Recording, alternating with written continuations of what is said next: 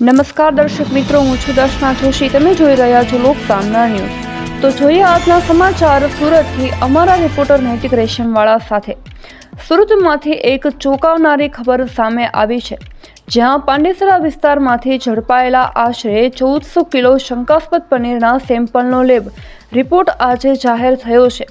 સુરતમાં મહાનગરપાલિકા ફૂડ વિભાગની તપાસમાં આ પનીર સબસ્ટાન્ડર્ડ જાહેર થયું છે. રિપોર્ટ અનુસાર પનીરમાં કુદરતી મિલ્ક ફેટના બદલે વેજીટેબલ ઓઇલ, ખાસ કરીને પામોલિન તેલનો ઉપયોગ કરવામાં આવ્યો હતો. Food safety officer D K. ઠાકરના જણાવ્યા મુજબ 3 માર્ચના રોજ લેવામાં આવેલા સેમ્પલ પબ્લિક હેલ્થ લેબોરેટરીમાં ફેલ થયા છે. પનીરમાં જરૂરી ગુણવત્તાનો ગંભીર અભાવ જોવા મળ્યો છે. તપાસ દરમિયાન સૌથી ચોંકાવનારી વાત એ સામે આવી છે કે પનીર બનાવવા માટે ફૂડ ગ્રેડ એસિડના બદલે ઇન્ડસ્ટ્રીયલ ગ્રેડ એસેટિક એસિડનો ઉપયોગ કરવામાં આવતો હતો. નિષ્ણાતોના મતે આવા કેમિકલયુક્ત પદાર્થોનું સેવન લાંબા ગાળે કિડની અને આંતરડાને ગંભીર નુકસાન પહોંચાડી શકે છે. આ મામલે મુખ્ય આરોપી મહેશ શર્મા હોવાનું સામે આવ્યું છે, જે FSSAIના લાયસન્સ હોવા છતાં ગેરકાયદેસર રીતે પાંડેસરામાં ફેક્ટરી ચલાવતો હતો. આ લાયસન્સ મહારાષ્ટ્રના વસઈના સરનામે નોંધાયેલું હોવાનું પણ સામે આવ્યું છે.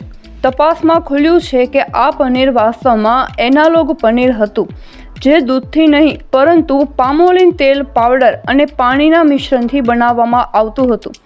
મશીનરીની મદદથી તેને પનીર જેવો આકાર આપવામાં આવતો હતો.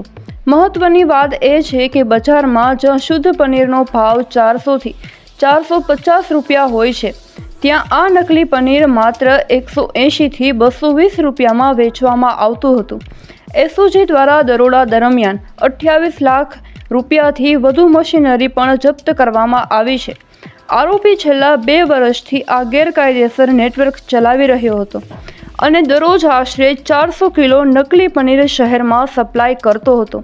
હાલમાં તંત્ર દ્વારા આરોપી સામે કડક કાયદાકીય કાર્યવાહી હાથ ધરવામાં આવી છે. ફૂડ સેફ્ટી ઓફિસર સુરત મહાનગરપાલિકા. સાહેબ, કઈ જગ્યાએ શું કાર્યવાહી કરાઈ?